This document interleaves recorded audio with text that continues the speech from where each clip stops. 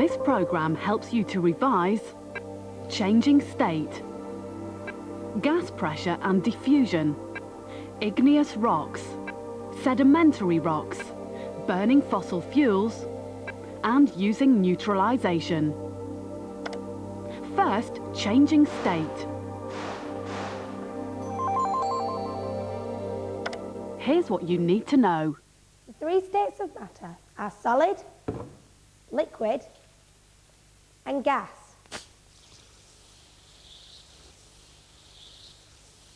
Remember, the particles in a solid are arranged in a regular pattern. In a liquid, they're more jumbled, and in a gas, they're much further apart. You need to know how to use particle theory to explain the changes from one state to another, including melting, evaporating, condensing, and freezing. In melting and evaporating, the particles are gaining energy. In condensing and freezing, the particles are losing energy. Watch this. Melting is when a solid changes to a liquid. Heat up solid wax and it melts. In a solid, the particles have very little energy. They hardly move at all. Warm it up, the particles gain energy and move more. Eventually, they have enough energy to break free and move around. At this point, the solid changes to a liquid. Evaporating is when a liquid changes to a gas.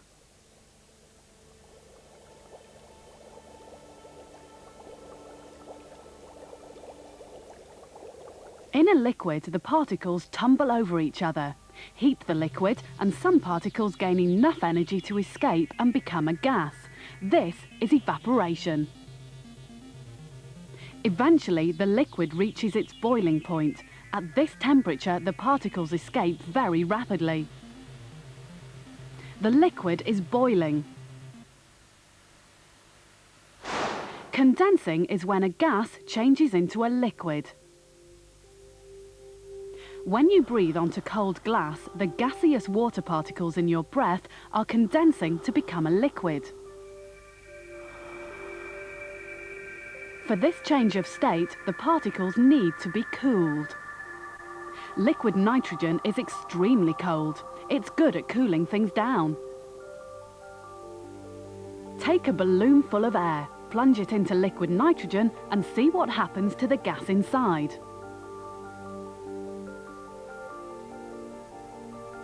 The air has changed from a gas to a liquid. You can see it collecting in the bottom of the balloon. The air has condensed. Take another look. Cooling slows down the air particles inside the balloon. They have less energy and are less spread out. Cool them enough and the particles move that they become a liquid.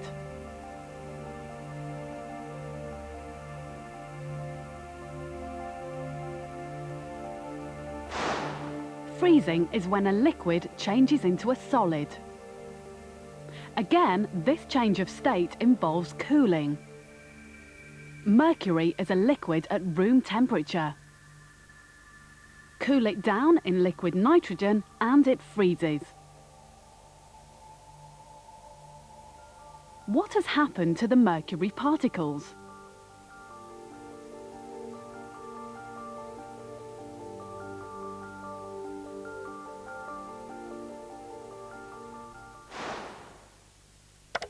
Test yourself. The diagram shows particles in a gas, a solid and a liquid. Each arrow represents a change of state. Is change of state A freezing, melting, evaporating, or condensing? Is change of state B freezing, melting,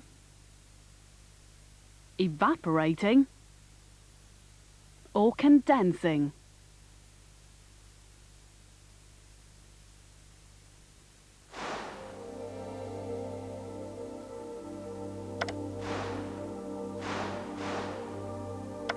This section revises gas pressure and diffusion. Here's what you need to know.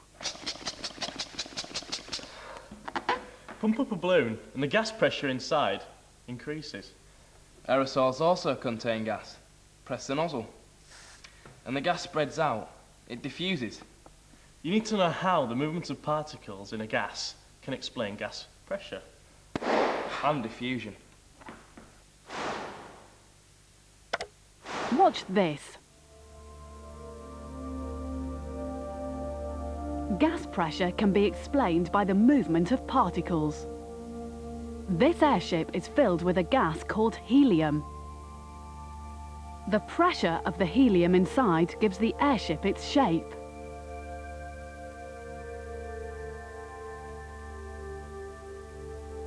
Like all gas particles, the helium particles have a lot of energy and move quickly in all directions. The helium spreads out and takes on the shape of the container. Moving helium particles constantly bump into the inside of the airship. The impact of these collisions creates pressure inside. But the airship is also surrounded by a gas on the outside. Air particles are constantly striking it. Helium pushes on the inside, while air pushes on the outside. But with the right amount of helium, the pressure inside is slightly bigger, big enough to keep the airship fully inflated. What would happen to the pressure if the helium leaked away?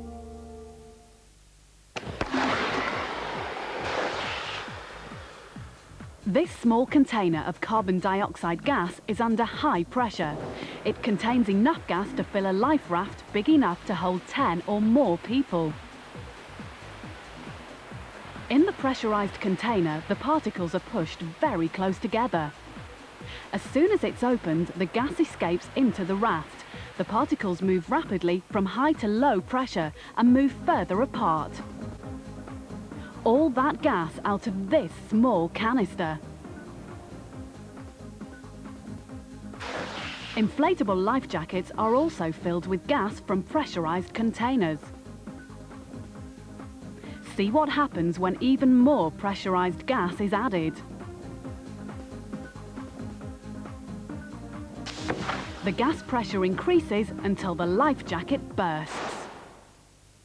The gas escapes, it diffuses into the air.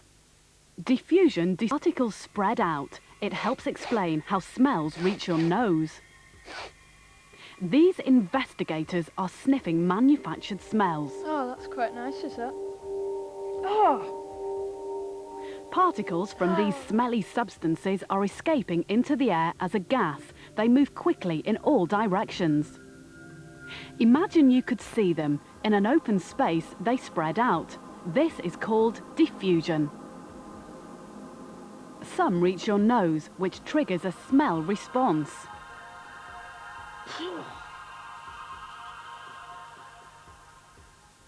Body sprays are designed to be smelly. A fine spray of liquid is released, but it quickly changes into a gas. To find out how quickly these body spray particles mix with the air and spread out, we have a team of smell detectives equipped with blindfolds, so what's happening, bags to lift when the smell hits them.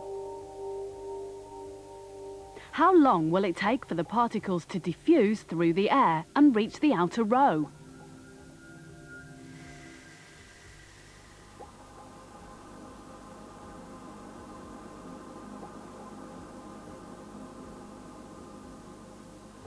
The gas particles reach the inner row after just a few seconds.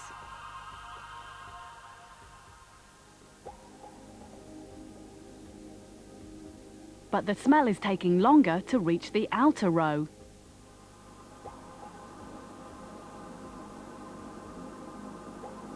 What's stopping the body spray particles from spreading more quickly?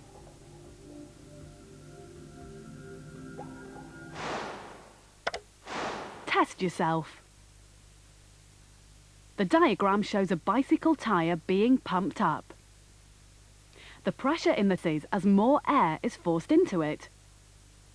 Explain why a larger number of gas molecules increases the pressure inside the tyre.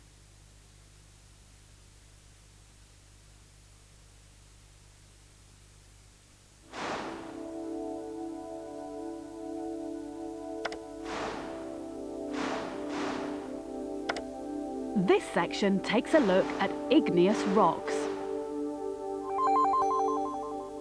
Here's what you need to know. Granite, basalt and pumice are all examples of igneous rock.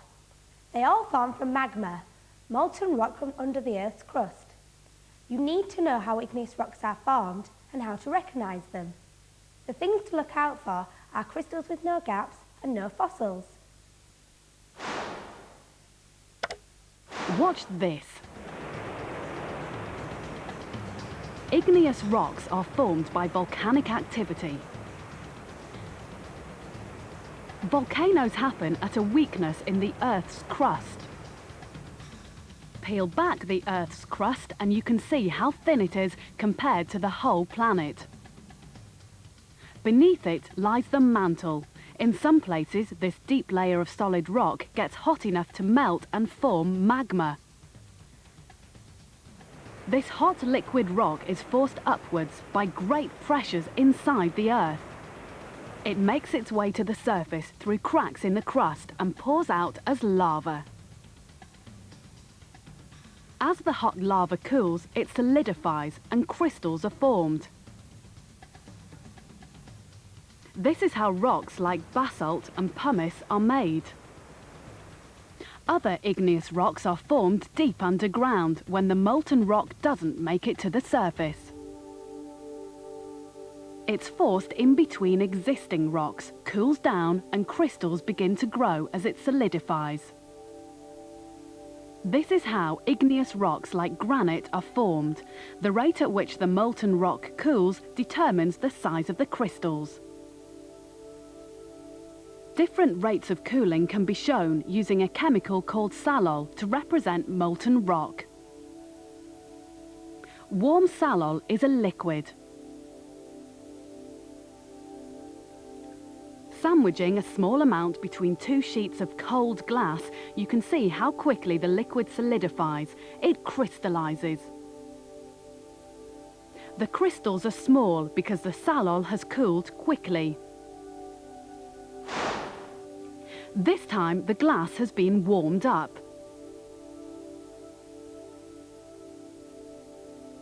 The liquid salol cools more slowly and bigger crystals form. The slower the cooling, the bigger the crystals.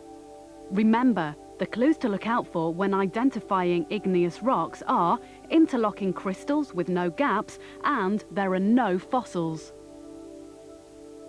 Compare the size of the interlocking crystals in these two types of granite. Which igneous rock cooled more slowly? The one with small crystals or the one with bigger crystals?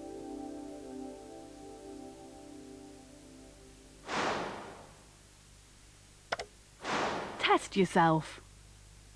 Which of these statements best describes igneous rock? A. The rock is made of many rounded sand grains. B. The rock is crystalline. It has interlocking crystals of different colours. C. Pieces of shell can be seen in the rock.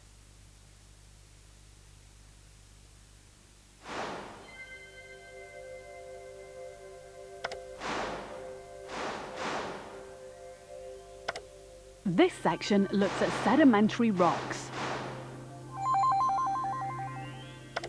Here's what you need to know. Sandstone, chalk and limestone are all examples of sedimentary rock. You need to know how sedimentary rocks are formed and how to recognise them. The things to look out for are rounded grains in layers. There's no interlocking crystals, but they can sometimes contain fossils.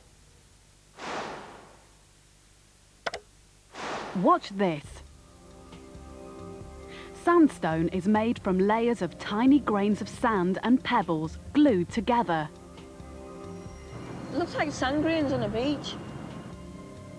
To understand how it formed, you need to know how weathering gradually breaks down and erodes existing rocks.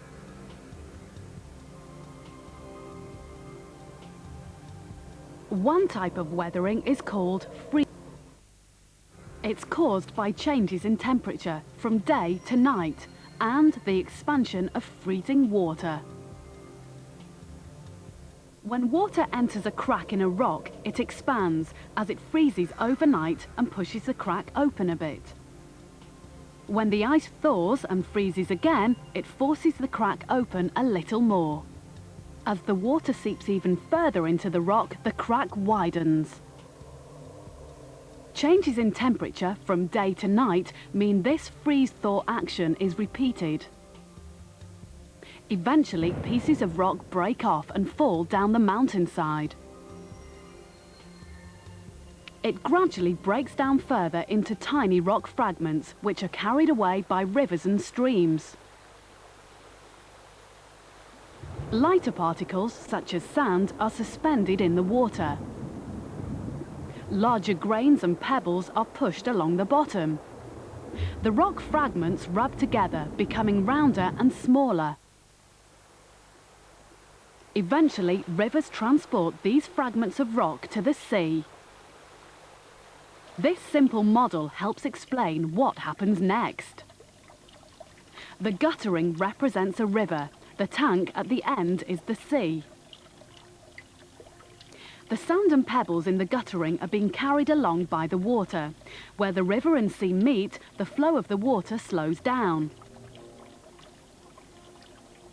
The river no longer has the energy to carry its load, and the tiny rock fragments sink to the sea floor, forming layers of sediment which gradually build up over time. Over millions of years, the weight of all the layers squashes and compresses the sediment into solid rock. But not all sedimentary rocks are made of sand.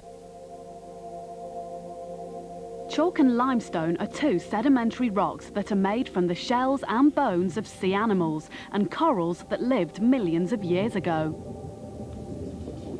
As they die and fall to the seabed, they build up over time to form new rock. Because of the way sedimentary rocks are formed, they sometimes have fossils in them, like the limestone floor of this shopping centre. This fossil is the skeleton of an ancient sea creature called a belemnite. It's a relative of the squid, which was trapped in the sediments making up this particular piece of rock 350 million years ago. The clues for identifying sedimentary rocks are rounded grains, layers, and the rocks sometimes have fossils. Test yourself. The diagram shows 4 different layers of sedimentary rock in a cliff. Which layer of A, B, C, or D is probably the oldest?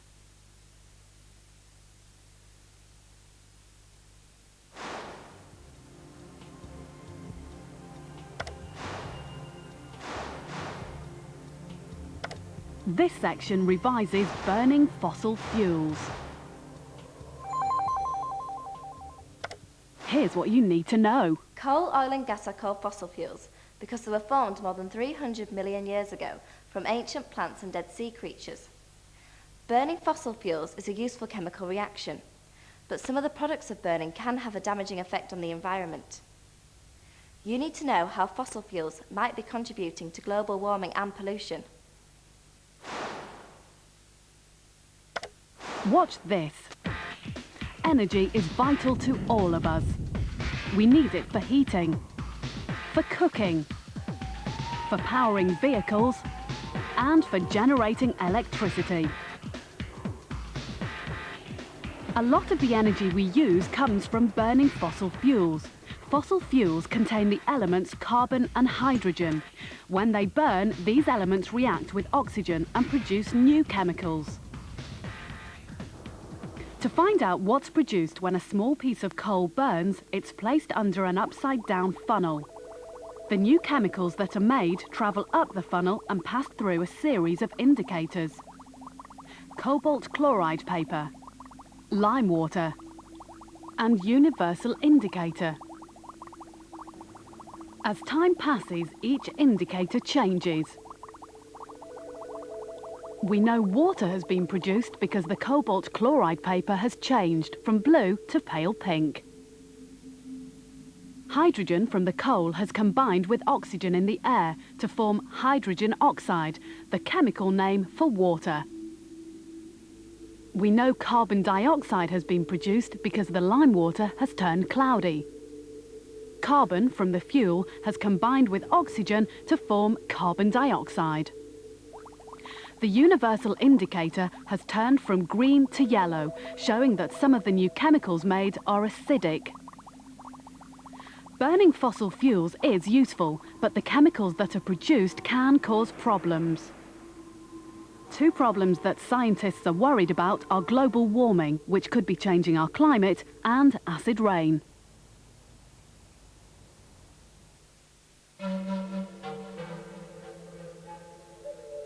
Carbon dioxide is part of the Earth's atmosphere. It helps keep the planet warm by trapping some of the heat energy from the sun. But burning fossil fuels releases extra carbon dioxide into the atmosphere.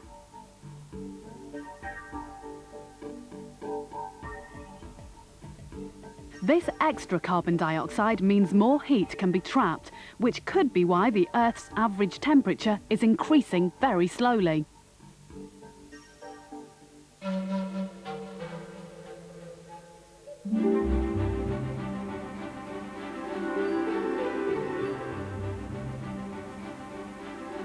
Rain is normally slightly acidic because of carbon dioxide in the air, but it's become more acidic.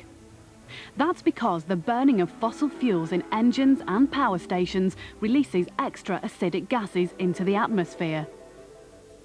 Fossil fuels contain impurities of sulfur and nitrogen. When the fuel burns, these react with oxygen in the air to produce sulfur dioxide and nitrogen oxides. These gases are acidic and dissolve in rainwater. The rain is only weakly acidic, but it can cause trees to wither and die. It can also kill fish in lakes and affect limestone buildings. How could we reduce the effects of burning fossil fuels?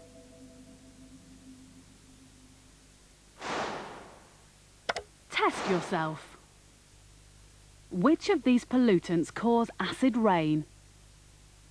Sulfur dioxide, nitrogen oxides, smoke, carbon monoxide.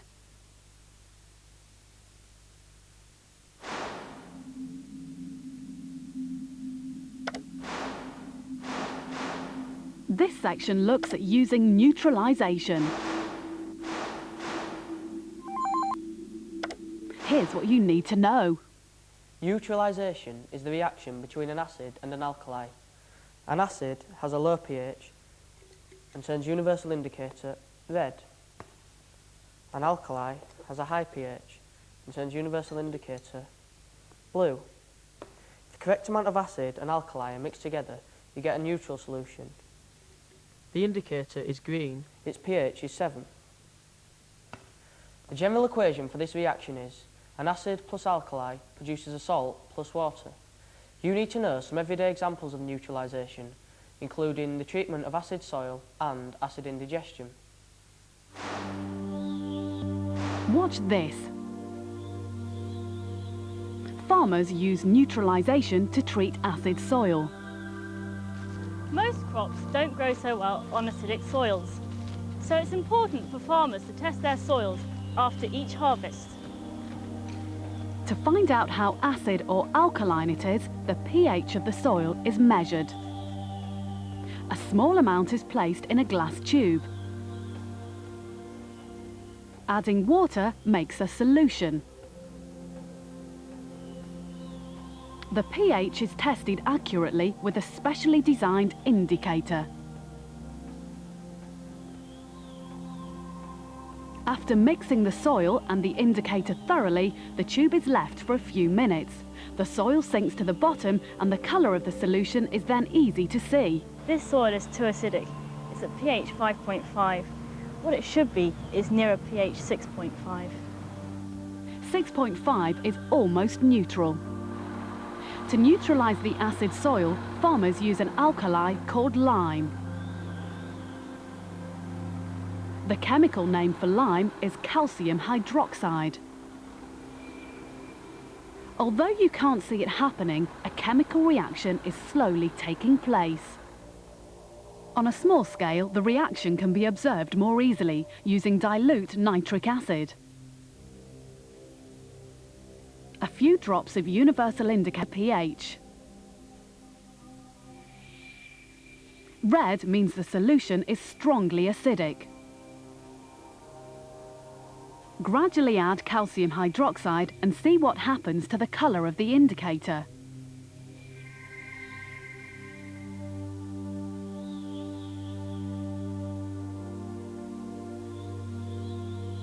As more alkali is added, the redness starts to change to orange and yellow. This colour change means the alkali is neutralising the acid. Eventually, the indicator turns pale green. The solution is now neutral.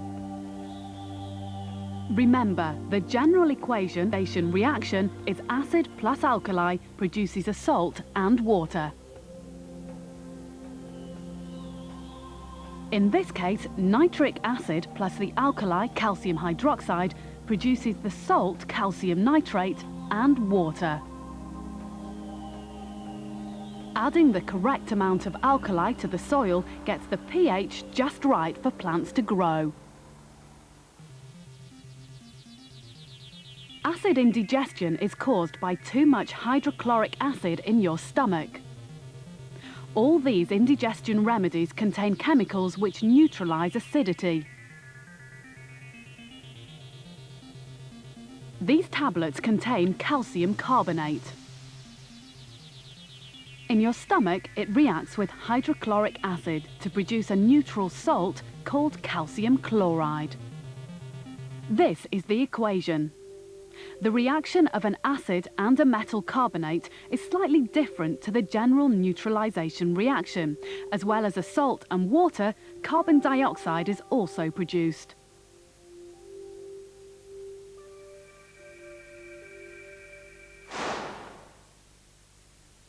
Test yourself. Nitric acid reacts with sodium hydroxide. This neutralization reaction produces a salt and water. Name the missing salt in this word equation.